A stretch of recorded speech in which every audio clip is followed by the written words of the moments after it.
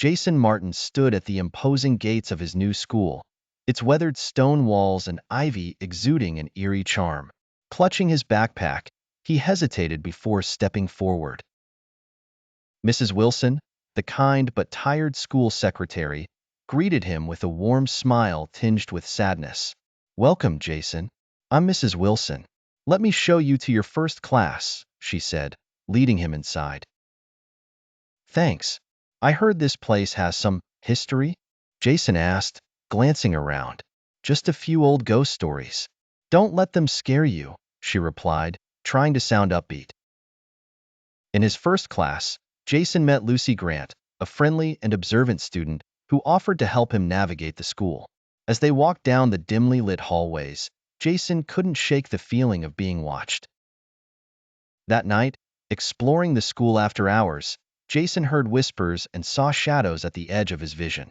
Convinced it was just the old building settling, he continued until the whispers suddenly stopped. Working late in the classroom, he had his first ghostly encounter with Mr. Pierce, a former teacher whose stern demeanor and old-fashioned attire sent chills down Jason's spine. "I am Mr. Pierce. This is my classroom," the ghostly figure said before fading away, leaving Jason in disbelief. The next day, Jason told Lucy about his encounter. She revealed that Mr. Pierce was indeed a teacher from long ago, rumored to still haunt the school. As they investigated, they discovered a hidden room in the basement filled with old school records and strange artifacts.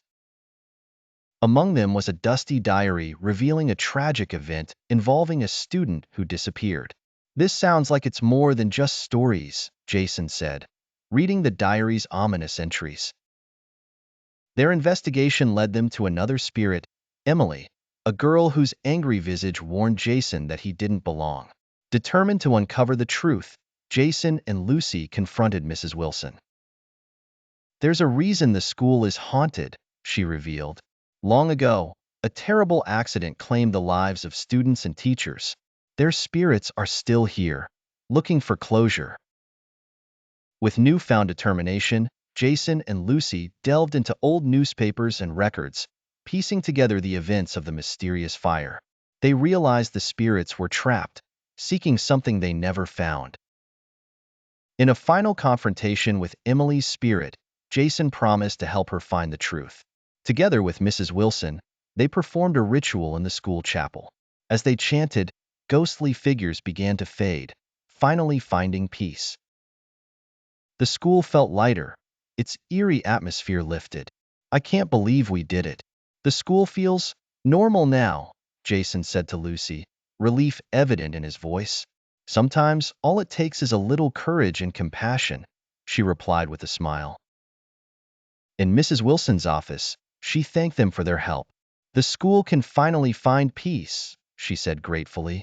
Reflecting on his experiences, Jason sat in his room, looking out at the now peaceful school. "Sometimes, the past haunts us until we find a way to set it free," he mused. "I've learned that even in the darkest places, there's hope." As he and Lucy walked together on the school grounds, the future seemed bright.